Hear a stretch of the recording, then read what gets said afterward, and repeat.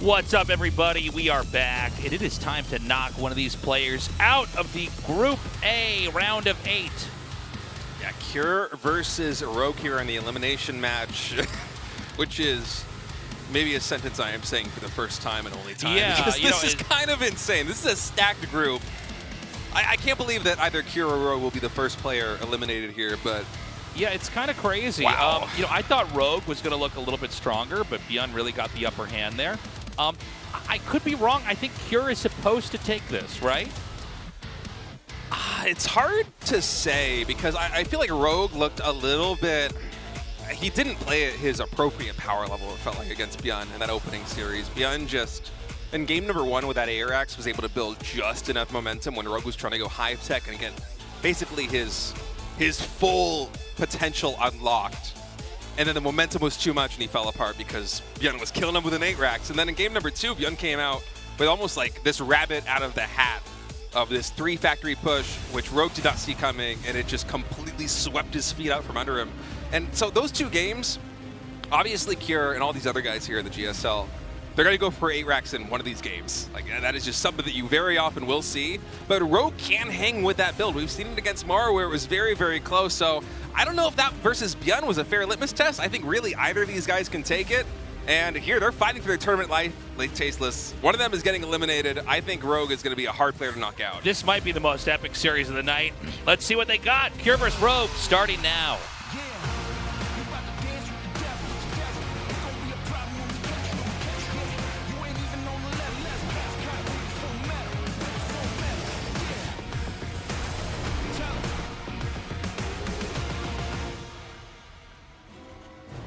Okay, in the upper left is Cure, in the bottom left is Rogue. Yeah, I mean, let's get into this one, man. I think Cure, for whatever reason, I keep going back to that game where he didn't get medevacs. It is a cool game. And it was kind of wild to see him come out with that strat, but I thought, and I didn't think it was a great idea, and it didn't work out. Obviously, this Sentries that got the stasises up, kind of sandbagged that just enough. Oh yeah, the force fields at the third force base, right? fields, that's what I meant to say, yeah. Yeah. You know, that really, if you do an SCV pull, you have to do the damage, like, immediately. The SCVs have to immediately get up there and get in the front. Better late than never, that's right. Welcome. Finally. What does the one in the back say? I don't know, I was trying to read it. I couldn't agree, I'm sorry. Well, sorry you're deciding to get read. Our reading skills are not that good. No, but the point I was trying to make was it was interesting to see him pick a kind of weird build like that. But the other strats that Cure went for I thought were pretty good. And so I want to see how he's going to play this TVZ out here. I actually thought it was really... I'm sure there's a reason that he went for it. And if it was him trying to metagame something like a Phoenix build from Hero, I think it's actually really smart. Because if you win that game 1 against Hero with like the delayed Banshees like he did in that series, and you're 1 map win away from potentially not having to play Hero again in the entire group, I think you take the coin flip and be like, well, if he goes Phoenix, I can probably kill him with this build. No, I do still hope that Cure advances from this group just because I really want the Korean casters to ask him about that map because I'm just so curious, man. It was such a unique approach, and it's something that we do not see very often. By the way, Persephone, first time we're seeing it here today. Yeah, we haven't really had the opportunity to explore this map today. And one of the maps with the healing zone, which is a new addition. Right, which may play a major role in this matchup specifically. Yeah. You know, if Terran can like push and then run back and heal up and then attack it again, I mean, that might just be how you win. Yeah, this is one of the cooler maps.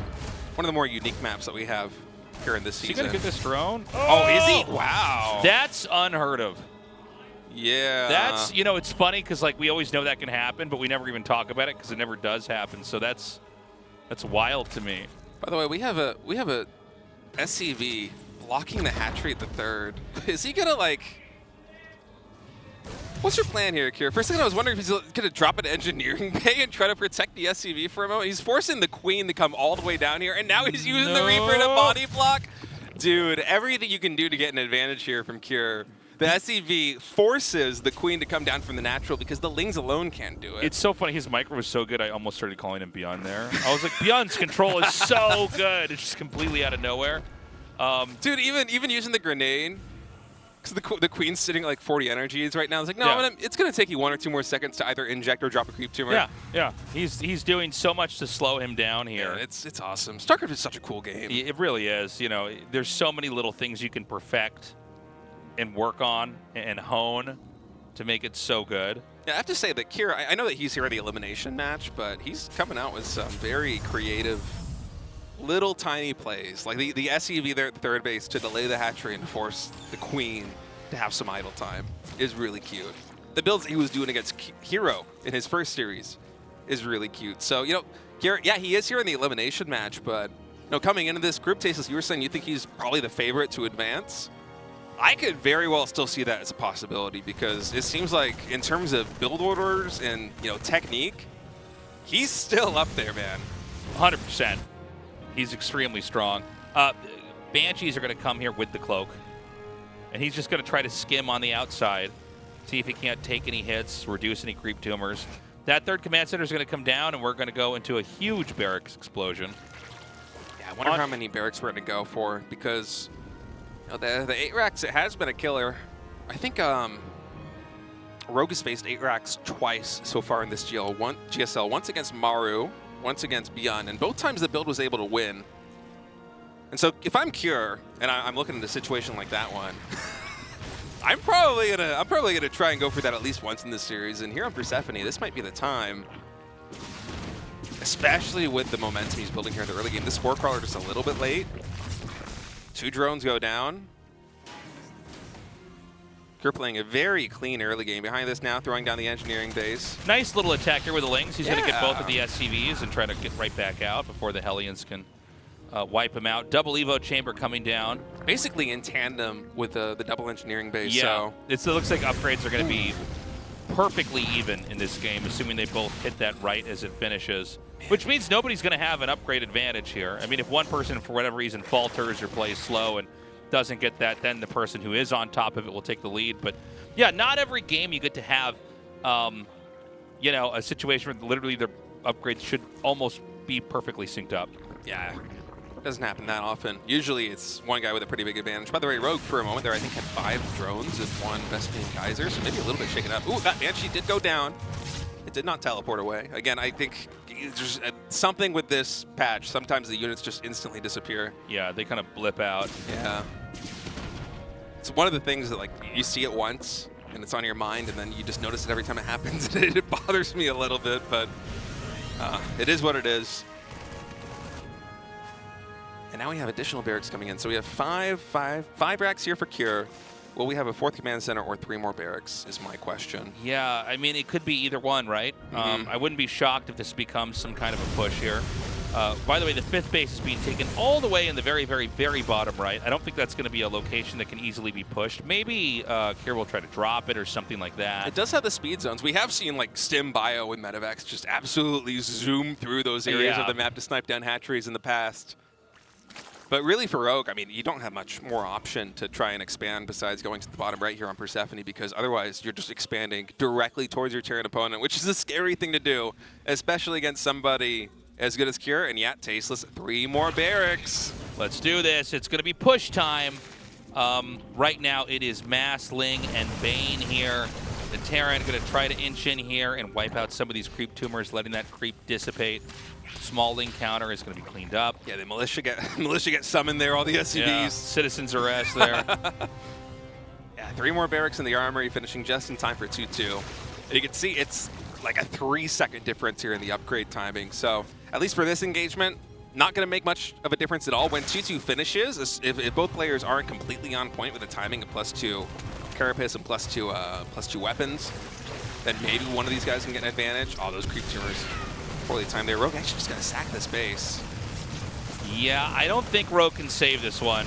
I mean, it does make sense. I think it's smart of him not to overextend, because you look at the choke point, the top left of this expansion with the siege tanks right there, that's a tough angle with no creep spread to try and push in.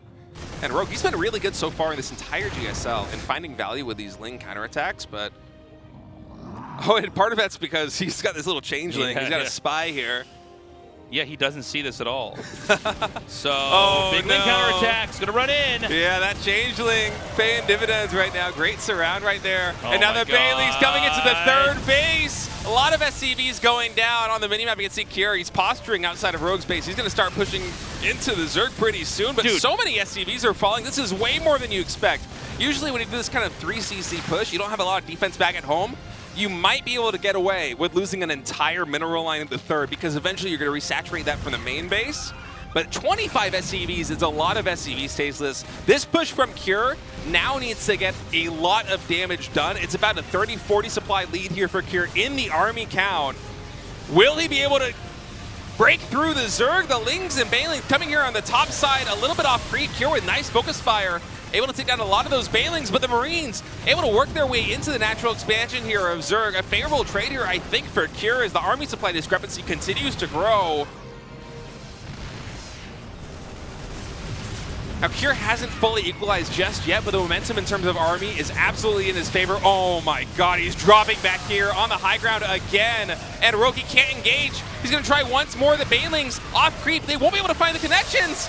Only a couple of Marines go down here with brilliant focus fire. I think Cure's done it. Yeah, I mean, think he got that critical amount of damage. The Banes are getting sniped right before they can connect. The Hydras are going to fall here too. GG, Cure. Dude. After losing almost all of his workers, still has a counter push that comes through and crushes. These 8-racks pushes right now in GSL are Rogue's kryptonite. Yeah. ByuN, Cure, and Maru have now gotten a win with this build in pretty stunning fashion, and it just seems like Rogue isn't able to stop this initial push. And part of that, I wonder if it's because, you know, he has been very effective with these counterattacks. Like, he got 25 SCVs there, but that was so many Lings and Banelings. And, you know, those SCVs, those kills only matter if the game is going to go on for a couple more minutes, right? Like, you lose those SCVs, at the end, Rogue sacked a lot of army, and then Cure just, with a sledgehammer, able to continue to push through. The army supply differential was massive there at the end. I wonder if maybe Rogue with these counterattacks is overextending himself just a little bit, because there seems to be something missing in the puzzle of how he's dealing with these 8-racks pushes. Well, I don't know if he's able to just hold the pushes himself. I don't know, you know man. What I mean? I mean, it just seems like the Terran's able to kite him. Anyways, guys, game 2 is ready. Let's do this.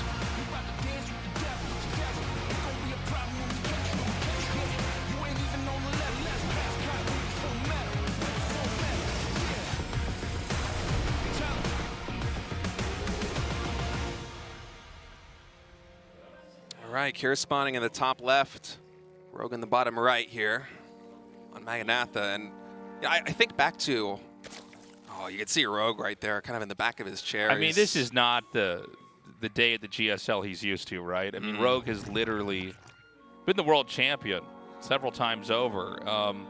And, you know, phases like this, the group stage in GSL, was something he would just skate right through. And now he's losing in kind of a traditional manner, right? I mean, how do Zergs die to Terrans? They die to pushes. And that's rough, seeing Rogue go down like that, right? I mean, you know, the counterattacks are good, by the way. Oh, they're getting so much damage done. But, you know, one of the things to point out with the counterattacks, like, it's great if you kill all their workers, but it doesn't matter if they've already made the army after those workers are killed, which is what's happening. The Terran army's already there. He doesn't have an economy behind it, but it doesn't matter because this one fell swoop into your base, this one punch that he's going to move in here with, is going to do so much damage. By the way, 3 barracks. Yeah. And gas. So this is going to be 3 racks Reaper. With the wall here at the natural expansion, Rogue is not going to know about that 3rd barracks until Cure basically decides to show his hand in terms of units. This is a cool mix-up here. Kind of reminds me of Cure's opening series against Hero, where he won game number 1, and then he's like, all right, you know what? I'm up 1 game. Let's do something a little bit weird in game number 2 and see if I can catch my opponent off guard. So double gas. Reapers coming out in mass. The Overlord's going to see the 2 racks in the front. I don't know how common this build is online. Like, if you look at this and go, aha, there's a 3rd racks in the main. No, I think so we think back to ByuN's build when he would go for, I think it was what, 5? I want to say it was 5 Reapers. 5 he would or usually 7 go for. sometimes. Yeah. Yeah, 7 if he was like really getting some value out of them. And we don't see that playstyle quite so much in GSL. It was really trendy last year. I remember when ByuN first brought it out in the GSL, and he was the only player that was doing it for like an entire season. And then he was saying in interviews, he's like, no, like everyone's gonna be doing this. It's really good. People just haven't figured it out yet. And that was true. People did eventually figure it out and start doing it. By the way, I wonder if Rogue is gonna be, if his spider senses are gonna tingle a little bit with Cure trading all the HP on the Reapers just to damage that Queen as much as possible. And okay, he sees that one Reaper coming in from the main base there with the Overlord. If Rogue was paying attention, I think he should have an idea. So one of the problems when you're trying to fight this is that the Reapers are just better off of creep. Yeah. So he could just come in here and use a couple bombs and actually chip away a decent amount. That Queen's isolated. Okay, that grenade actually did not push it back. But this is a lot of damage on those Queens. They are very fragile at this point. And this is not the stage in the game where Zerg is going to be floating energy for transfuse. So actually we have a Roach Warren being thrown down by Rogue in this moment. 7 Reapers in total on this map. I think that third hatchery, I feel like it probably has to be canceled, but all right, attack coming in. First Queen gets taken down, and a Reaper pulled back. Actually, no casualties for Cure just yet. Second Queen also gets taken down. Still no casualties here for Terran. I mean, this is getting ugly. Whoa. He could dive into the minerals. The Queen, again, is so low. He snipes it. I think that actually Rogue might just tap out. There's nothing that can kill these Reapers anymore. There is no Ling speed on the way. There is one Queen on the map. Cure gonna come up into the main base. Drones trying to get this around. A couple of Reapers do get caught there by the drones and the Queen. They are gonna go down. Oh, he doesn't get a surround on all of them. He does get one more Reaper. Rogue desperately trying to stabilize in this situation. Already so much damage has been done. Keep in mind, behind this, Cure does have a natural expansion coming online. He does have a factory. He is getting stim and +1 infantry weapons, so he doesn't even need to win the game outright with this push, but he has gotten so much damage done already, Tasteless. He has a 5-worker lead. So many Queens have fallen, 3 in total, 7 drones, 15 Lings. And we might go into a mid-game where Cure is just holding all of the cards. And Rogue is just basically in disarray. You can see him, he's trying to scramble and get more drones out. He's finally been able to stabilize, but so much damage has been done that you have to set your eyes now on the follow-up push from Cure. That is going to be maybe 2 or 3 minutes down the line once Stim is done, once +1 is done, once the first couple of medevacs are on the field. How difficult is that going to be for Rogue to stop? So, I mean, at this point in time, by the way, those Reapers that ran in the main, it was like going well until he got in the main. I think the drone control is very good by Rogue. I thought it was going to be the point of like no return. He was just going to do too much damage. Nice job, even sniping the Roaches here. It's kind of crazy. You don't really see Reapers ever do this, but I guess, yeah, you got enough of them. You can do something. I'm really scared for Rogue, though, with this next push. Everything is setting up so that a push comes in that you can't fight. The Reapers can harass. They can run in there and like shoot you and then run away, and they can take away drones and Queens and even Roaches like we saw. But what's going to happen here is this is going to set up, and he's going to try to lodge himself right outside of this base and start to try to stim through here and tear this up. Yeah, I think this is almost a throwaway army right here with the Marines. You're going to try and trade this as effectively as you can. Rogue, it seems like he does have some idea this is a potential attack. He's been producing a lot of Roaches, 5 around the field right now, more are about to pop. And Kira, do you actually commit after seeing this unit count? I feel like the smart move is to go home, and I think that's what he's going to do. Oh, man, that pillar actually did not protect, and you could see Rogue just kind of shaking his head. No, it's just getting worse. And, you know, it almost seems like that was a pressure play. No, another. He's just going to keep getting Overlords. Oh, my God. Yeah, this is brutal. Do you realize how much he's lost as far as supply development? I would love to see the units lost tab right now. Yeah, that's crazy. And again, this push is going to come out here. This isn't a push on a 4th. It's actually designed to hit the Zerg's 3rd. And, you know, we already have 2 medevacs. There's going to be 2 more to merge up with this, putting it at 4. This is enough Marines that we can start to trade with these Roaches now. Cure stimming forward, focusing down the Roaches, focusing down the Queen. +1 weapons is done, so these Marines are dishing out a ton of damage. The Ravagers are like balloons ready to be popped. There's so much damage in this army. Dude. GG is called, and Cure riding the momentum of that early game to go to the final match. Cure just looking nasty, man. Oh, I feel for Rogue. That was, I got to say, I'm so impressed. The replay was great. It was kind of sad to see Rogue get beat up like that, but it is a testament to where Cure's at in his TVZ. Yeah, that was a clinic in TVZ, and what a cool build to come out here with in game number 2, and just never stop pumping the gas. So Cure's going to advance. He's going to play against ByuN in the final match, and Rogue just looks broken on stage right now, man. I mean, the frustration of that last game must be so huge. It felt like everything that could possibly go wrong went wrong. Yeah. Heart breaks to see it. But guys, we're going to go to a short break. When we get back, the final match of Group A, Cure versus ByuN. Don't go anywhere.